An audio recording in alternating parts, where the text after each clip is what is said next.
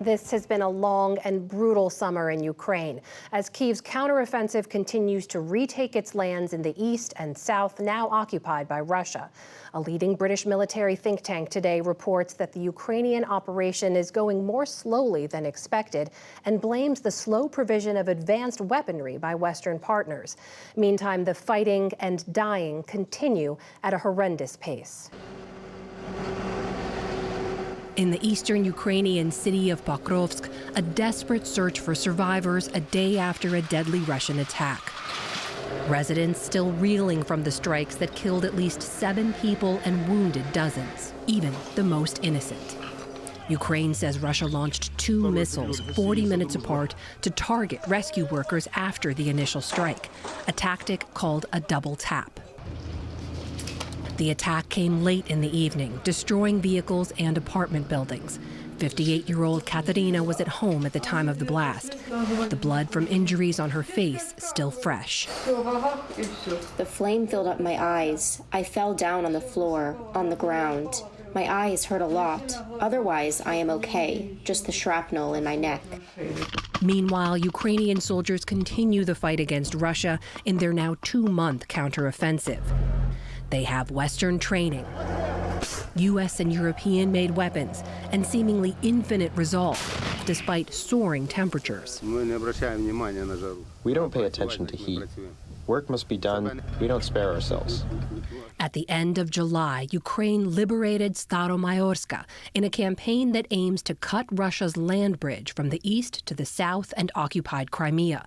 But progress has been slow along the 900-mile front line, and it comes at great cost. There's no official figure for Ukrainian casualties, but at field hospitals like this one near Bakhmut, soldiers stream in from the battlefield, their injuries a relentless reminder of the toll of war.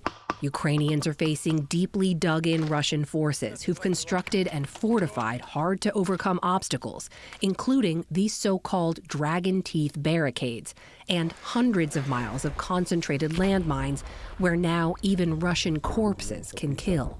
When they leave, they plant quite a lot of explosives under their own soldiers, and this is very dangerous for us. Despite the frontline dangers, last week President Volodymyr Zelensky said Ukraine is succeeding. The occupiers are trying to stop our boys with all their strength. But whatever the enemy does, it is Ukrainian strength that dominates.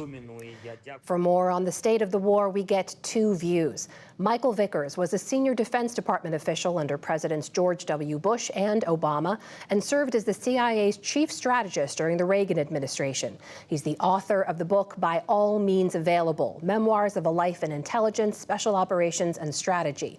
And Jennifer Caffarella is the chief of staff and national security fellow at the Institute for the Study of War. That's a think tank that tracks military developments. Welcome to you both. And Mike, I want to begin with you and the counteroffensive that we were just reporting on. You heard President Zelensky there say they are succeeding.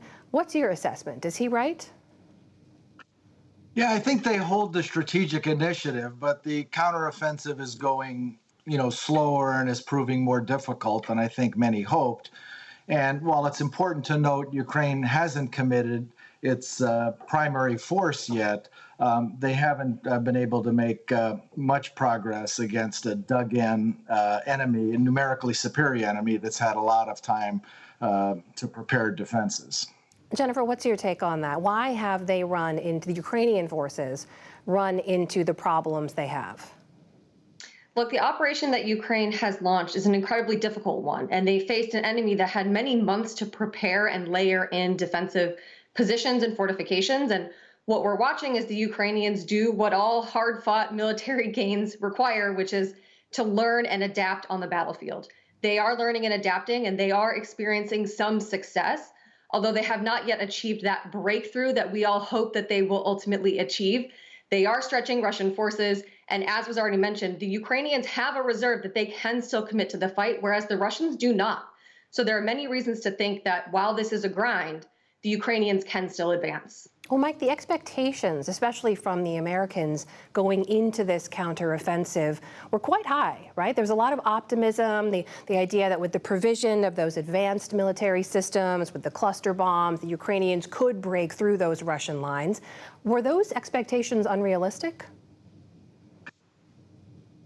Well, let me say we've given Ukraine a lot of military assistance, but I don't think we've given them enough to win, and they can win. But while the cluster munitions were a big step forward, we haven't given them, for example, long-range surface-to-surface missiles or the Army tactical missile system that can reach out 300 kilometers.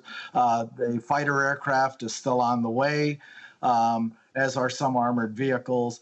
And the ammunition supply is being built up over time. So, we wouldn't fight the way we're asking Ukraine to fight, and we hope they'll have success. But if we really want them to win this thing, we're going to have to provide more assistance.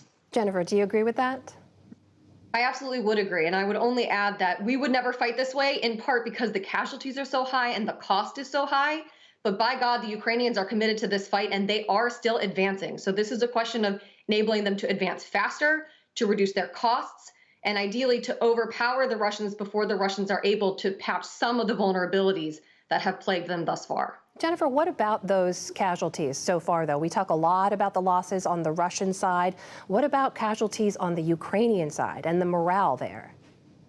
Well, the Ukrainians are obviously tight-lipped about the actual numbers of casualties that they're experiencing for very good reasons. But what we know is that Ukrainian commitment to this fight remains extraordinarily high. The Ukrainians do not seem in any way deterred by the slow progress that they are experiencing on the battlefield.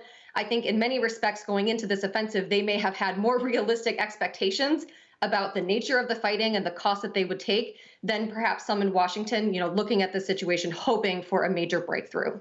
So, Mike, some of the conversation leading into the counteroffensive was, with enough support, Ukraine can make enough gains that they at least improve their position for a better potential negotiating position down the line. Do you see that happening?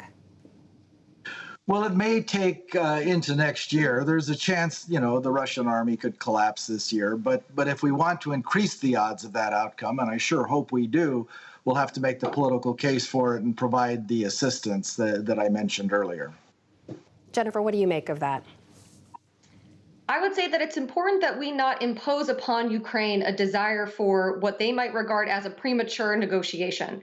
The Ukrainian position is clear. They expect to retake all of their terrain, and they expect the Russians to pay for damages and for, war crimes to be prosecuted. Those are the Ukrainian war aims in this case. And while, of course, diplomacy always has a place, and we would hope that it would be possible to negotiate an end to this conflict that sees a withdrawal of Russian forces, so far, Vladimir Putin has shown no willingness to negotiate. Mike, do you see this conflict changing shape significantly as we move into the end of the fighting season later this year?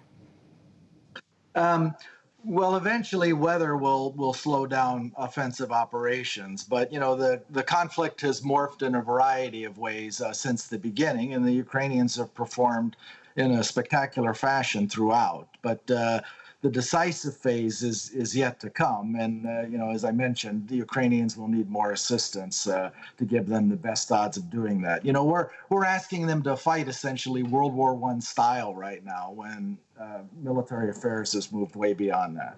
But if there is not, Mike, if I can follow with you, if there's not significant amounts of additional support coming, how do you see this unfolding? Are we moving into a much longer-term frozen conflict? Some of the next tranche of support are more short-range anti-aircraft systems, and while that will help with mobile air defenses, the Ukrainians will need more than that to achieve fire superiority and break through Russian lines and then cut off that land route to Crimea from the Russian mainland. And that's really the next phase. Jennifer, look ahead for us, if you will. These concerns about a longer-term frozen conflict, are they real? Concerns about a protraction of the conflict are real and are further argument for why the West needs to continue to not only provide aid, but ideally to accelerate the provision of aid. But we also need to keep in mind that this kind of war is not going to be linear.